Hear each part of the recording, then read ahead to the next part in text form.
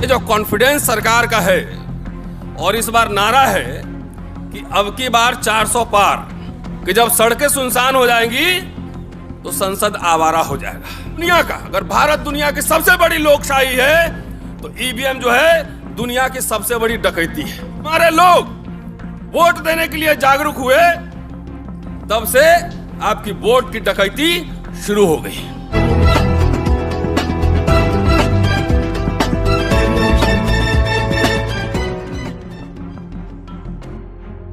जय भीम। चलिए, आज कम से कम पुलिस वाले भाई बहुत कम दिख रहे हैं इधर, तो शुक्रिया आप सभी का।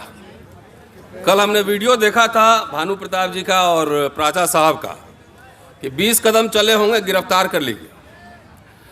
तो आज कम है, शुक्रिया इसलिए कह रहा हूं कि अगर ईवीएम की सरकार आई तो हमारे पुलिस वाले जो साथी भाई बहन हैं, अगली बार ये समझना कि अब पुलिस वीर भी आ जाएगा।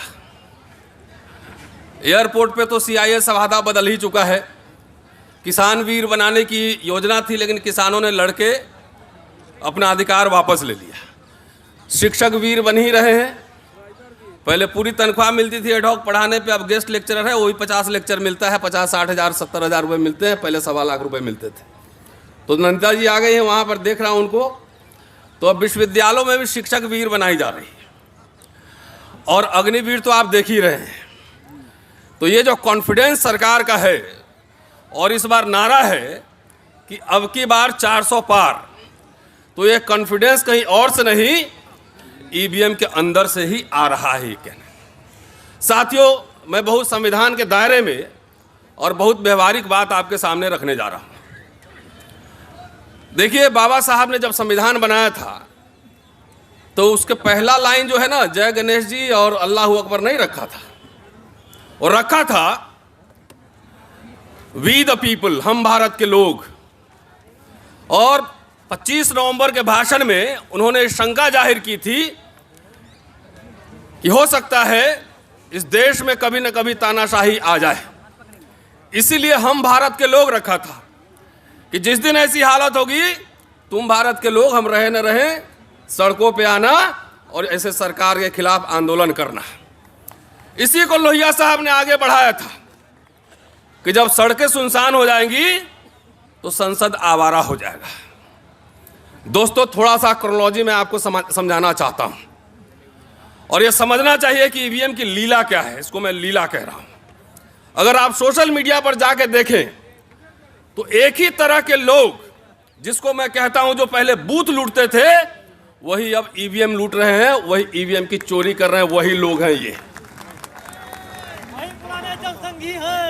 पुराने जमाने में जब मैं बचपन में था तो मैं सुनता था और देखता था कि जब गरीब, मजदूर, दलित, आदिवासी, पिछड़े वोट देने जाते थे तो वहां के बाहुबली और जमींदार लोग कहते थे कि तुम लोग घर रहो, जाओ काम करो, तुम्हारा वोट हम डाल देंगे। और लाठी और बंदूक के बल पे वोट नहीं देने दिया जाता था। जब वोट की चेतना बढ़ी, जब हमने देखा कि अपने दिहाड़ी छोड़ करके भी लोग बूथ पर जा रहे हैं, उसी समय से ईवीएम की लीला जारी है। साथियों, डॉक्टर अंबेडकर ने 25 नवंबर को कहा था कि हम आज द्वंद्व के युग में प्रवेश कर रहे हैं। राजनीतिक समानता तो होगी, एक वोट एक व्यक्ति, टाटा का भी एक वोट, अडवाणी जी का भी एक वोट, अडानी जी का भी एक वोट, और हमारा भी एक वोट, लेकिन सामाजिक और आर्थिक गैर बराबरी होगी। लेकिन आज वो एक वोट हम जो देते हैं उसकी भी डकैती हो रही है। मैं ईवीएम को कहता हूं कि दुनिया का, अगर भारत दुनिया की सबसे बड़ी लोकशाही है तो ईवीएम जो है दुनिया की सबसे बड़ी डकैती है, सबसे बड़ी डकैती है। जो संघर्ष करके डॉक्टर अंबेडकर, लोहिया, बाबू जगदेव प्रसाद, कर्पूरी ठाकुर, लालू यादव, कांशीराम जी, मुलायम सिंह यादव, पेरियार, ऐसे लोगों ने जब संघर्ष करके आपके अंदर चेतना लाई, खास तौर से मैं दलित, पिछड़े, आदिवासियों को कह रहा हूं कि वोट हमारा, राज तुम्हारा नहीं चलेगा। और ये परिवर्तन जब होने लगा तभी से ईवीएम की लीला शुरू हुई है। ये समझिए बात, एक क्रोनोलॉजी में समझा रहा हूं। कि जब हमारे लोग वोट देने के लिए जागरूक हुए, तब से आपकी वोट की डकैती शुरू हो गई। साथियों, एक दो बात और मैं कहना चाहता हूं, बहुत सारे वक्ता हैं, कि देखिए, कोई भी टेक्नोलॉजी आता है, मैं शिक्षक हूं, इतिहास पढ़ाता हूं, तो वो बेहतरी के लिए आता है। सबसे पहले ईवीएम का प्रयोग 1980 में केरला में हुआ था और उसको कोर्ट ने टर्न डाउन कर दिया था। अगर ईवीएम लाया गया तो इसलिए ये दिमाग में रहा होगा। मैं ईवीएम का समर्थन नहीं करता, और ईवीएम के खिलाफ कितने आंदोलन हम लोगों ने 10 साल में किए हैं, लोग जानते हैं। इंटेंशन क्या है, यह जानना जरूरी है। जैसे अभी ईडी का कानून पिछले सरकार ने लाया था, लेकिन इस सरकार ने संशोधन करके अब आपके जेब में 10 रुपया भी है तभी ईडी वाला पकड़ लेगा, तब भी ईडी वाला पकड़ लेगा।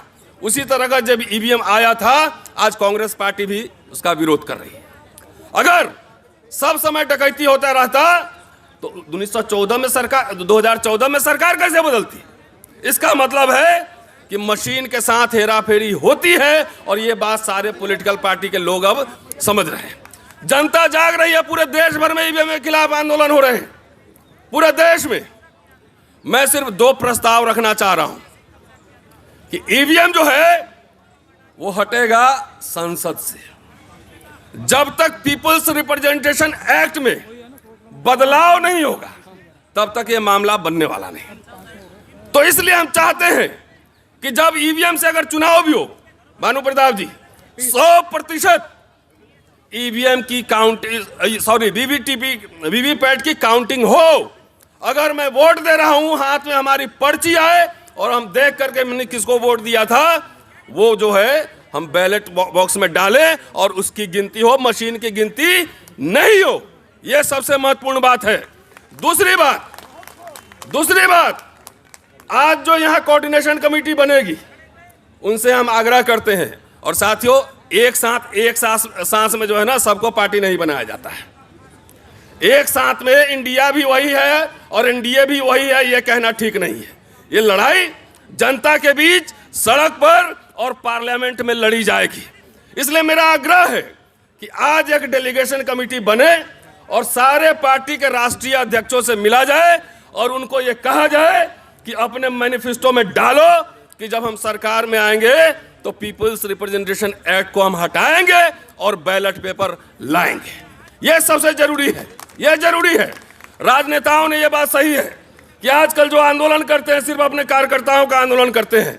उनसे यह आग्रह किया जाएगा कि जन संवाद और जन कार्रवाई शुरू किया जाए, मैनिफेस्टो में लाया जाए। हम लोग अपने संसाधन से हर समय ये आंदोलन को आगे बढ़ा रहे हैं, लेकिन यही खास तौर से मैं इंडिया अलायंस को कह रहा हूं कि अपने मैनिफेस्टो में ये लाएं कि सरकार हमारी आएगी, ईवीएम बंद करेंगे और बैलेट पेपर से चुनाव होगा। इसके लिए एक डेलीगेशन का आज ये निर्माण हो, चुनाव आयोग से ही मिलेंगे।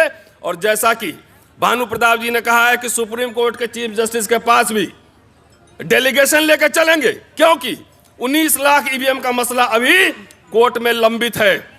किसी पत्रकार के लिए 12 बजे रात में कोर्ट खुल सकता है, लेकिन यदि इस देश की सबसे बड़ी लोकशाही को गिरवी बना दिया गया है तो ईवीएम पे सुनवाई क्यों नहीं हो रही है? कहां गया 19 लाख ईवीएम? इसकी जानकारी कौन देगा? इसलिए कोर्ट को भी इसमें पार्टी बनाना पड़ेगा कि सरकार के हिसाब से जब आप कन्वीनियंट हो तो किसी केस की सुनवाई तो आप 2 दिन में कर लो। पिछले चुनाव से अगला चुनाव आ गया, 5 साल हो गया, ईवीएम पे सुनवाई नहीं हो रही है।